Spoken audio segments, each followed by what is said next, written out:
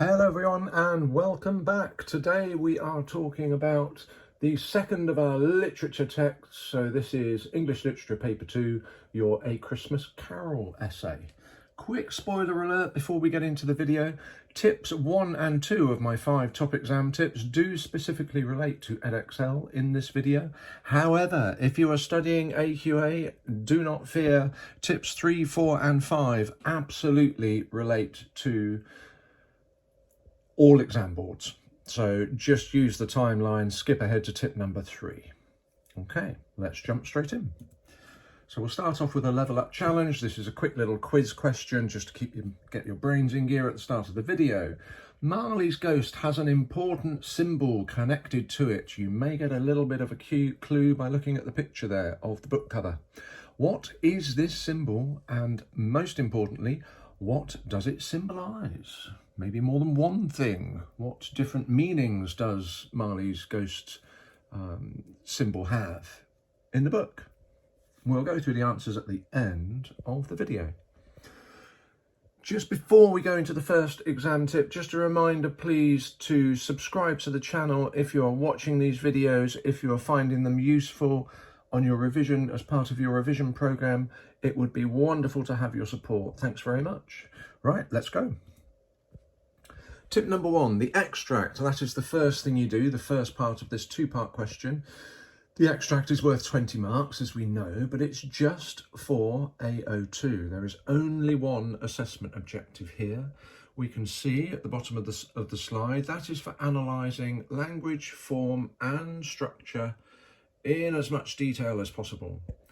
If we're perfectly honest, a lot of students, year in, year out, I've found this, but a lot of students analyse language and structure quite effectively, tend to just kind of push form to one side. I'm not really sure what form is, if I'm perfectly honest. I'm just going to kind of ignore that and concentrate on language and structure. If that sounds like you, and I know this applies to lots of people I've taught in the past, then don't worry, I will be doing an upcoming video on how to analyse form as well as language and structure really effectively to pick up as many of these 20 marks as possible. And you can also see that under AO2, we have to talk about specific effects.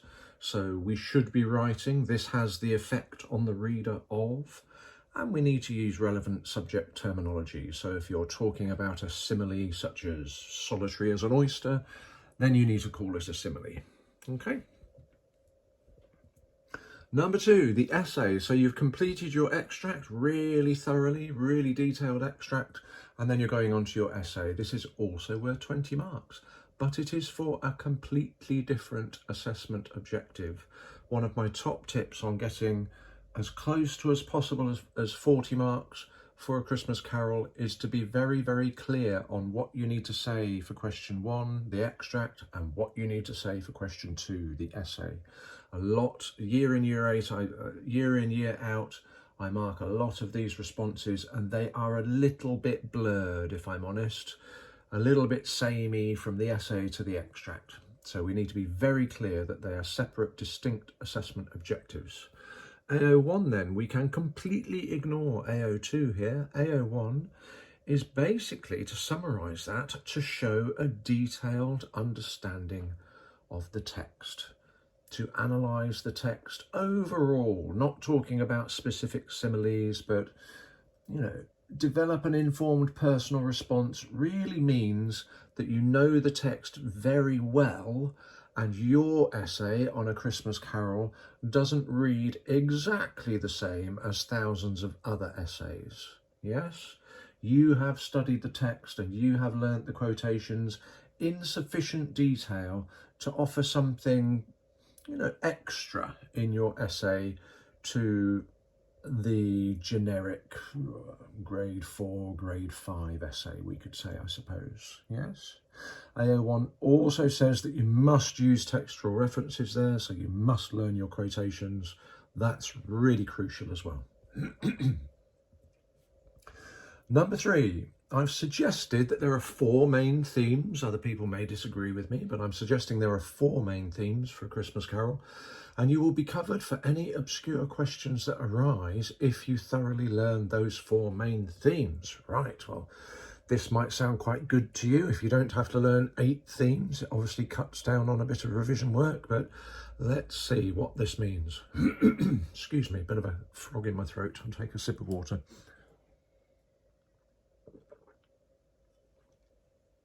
Right, so the 4 main themes. You have lots of subjects, you have lots of text. Within each subject, you have lots of English text, let alone other texts to learn as well in other subjects. So you need to get quite smart, I would suggest, as part of your revision period. Even if you're very, very proactive and start revising in kind of January of year 11, still only gives you 4 to 5 months really before the exams start. So if you can streamline what you have to learn, what you have to revise across all of your, 10, maybe 11 GCSE subjects, that's obviously going to be a really good idea.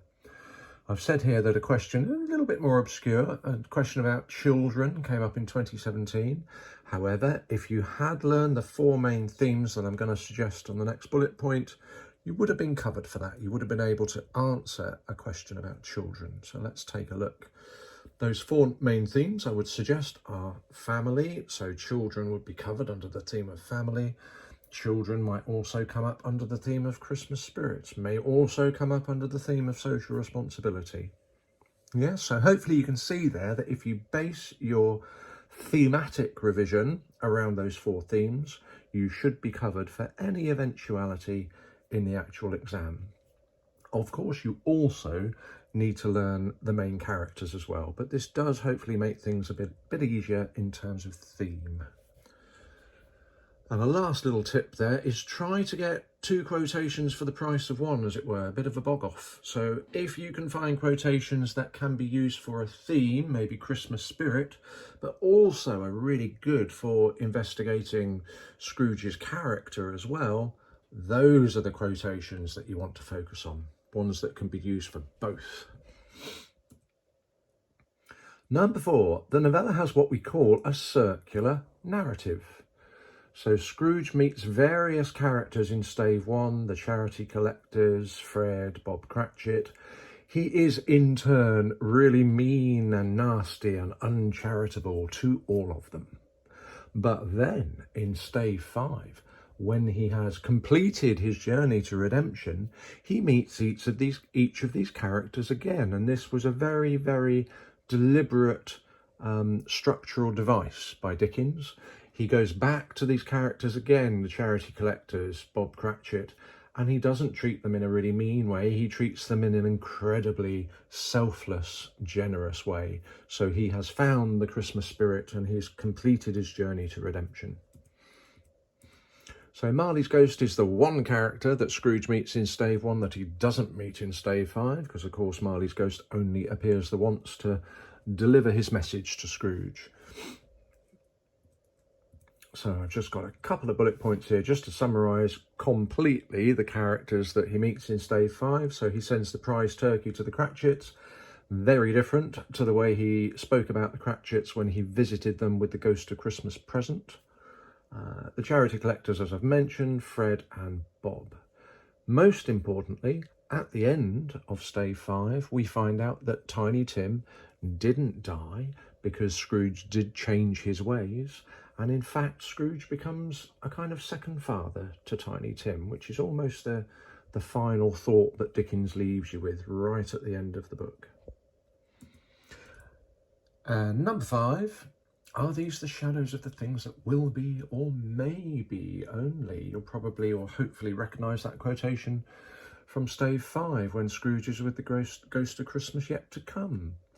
So Dickens wanted, I would argue, to offer hope to everybody through writing this lovely little book about Christmas. So there may be a little bit of Scrooge in us all. I suppose if we're honest, we can all say that we've been a little bit selfish on occasion to certain people in the past. But we all have that capacity for change. We all have that capacity for self-improvement. Maybe not as dramatically as Scrooge's that happened in the space of 24 hours, but throughout our lives, I think the story of A Christmas Carol applies to each of us. So there's a message of hope there.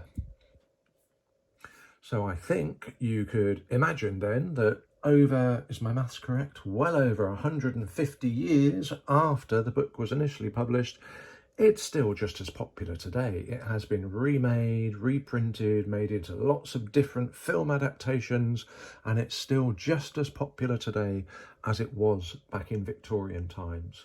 This is a tip that you can use in your essay if it's relevant, if the correct question comes up. It's an allegory, it's a story with another meaning, it's a tale for all seasons, it's a tale about human nature in general, and that's why it enjoys such enduring popularity. So if you recognise anywhere when you were reading the book or anywhere when you were watching a film version a little bit of Scrooge in yourself, maybe even at Christmas you were a little bit selfish with the last chicken drumstick or something, I don't know, then don't worry, A Christmas Carol offers hope. And I think that's what Dickens intended, not only to raise awareness about poverty and social responsibility and those themes that were very close to his heart, but also to offer an upbeat, hopeful message about Christmas as well. Right, so level up challenge answers. Marley's ghost, as you can see on the book cover there, the chain he wears is the symbol that Marley carries. There are lots of padlocks on there are lots of cash boxes and bunches of keys attached. And what that symbolises is really, it's a metaphor, a visible metaphor. Interesting because it's not actually visible, he's a ghost, but you know, it's a spectral, visible metaphor of an obsession with wealth, with avarice, really. Avarice being extreme financial greed. So Marley was obsessed with wealth, he was obsessed with material things in life. He never went beyond the counting house with Scrooge. They were just, both of them, consumed with making money. That attitude then, if people have that attitude in life of selfishness, greed, not helping out their fellow humans at all, that translates itself into this symbolic chain, which becomes an incredible burden in the afterlife. So even though Marley is a ghost, he's very definitely weighed down by the physical weight of these chains. 10-minute exercises you can have a little go at before you go and have a break and have a relax. Number one, what other symbols then are there in this novella? We've learnt about Marley's. What symbols are associated with the ghosts of Christmas past, present and future? Really good exercise to go through that. You can even read back through the book, or you could even watch a film and see if you could spot what those symbols are. And then secondly, that might take you, number one might actually take you a bit more than 5 minutes, but it depends on your level of knowledge, I suppose. But number two, what is the significance of each of those symbols? What do they do? What effect do they have? Why do each of those ghosts specifically carry that symbol around with them? When you've done the revision exercises, every lesson I always advise that you pop your notes into a revision folder that you can come back to and have a reread through closer to the exam. Really, really useful. Okay, so quick summary. What have we learned that can help us pick up more marks out of the 40 marks available in A Christmas Carol part of the exam, the extract and the essay? Well, the extract is worth 20 marks, the essay also, but they are for completely separate assessment objectives. 20 marks for AO2, 20 marks for AO1. So please have a look back at the slide, freeze the video, and familiarise yourself with what each question is asking you to do. Number three, there are 4 main themes. You can summarise all of the themes to 4 main themes in A Christmas Carol. Learn those as well as the main characters, and you will be able to adapt your knowledge to any question that's going to come up in the exam. There's a circular narrative, so if you were talking about stave 1, you may also want to talk about stave 5, especially if you're talking about Christmas spirit and how it develops in Scrooge, or Scrooge's journey towards redemption. And finally, yes, there are lots of shadows that will be or may be, but there are very specific ones that Dickens gives to the reader to offer a message of hope. It's really an uplifting tale. I know it's sometimes called a Gothic Victorian ghost story. We might think, oh, it's very dark, it's very grim, but there's definitely supposed to be an upbeat meaning and message that's left with the reader at the end of the novella, which might be really, really useful for you to talk about. So thanks very much for watching. Hope you found that useful. If you haven't subscribed, please do. It'd be wonderful to have your support. If you think you'd be interested in online tutoring, ask an adult to drop me an email at that address. Ramp up your revision efforts gradually now as the weeks go by, and you will gain confidence and you will manage that stress that's probably beginning to surface as you get closer to your exams. The way to manage that most effectively, just do a little bit more every day. Take care of yourselves. I will see you on the next video.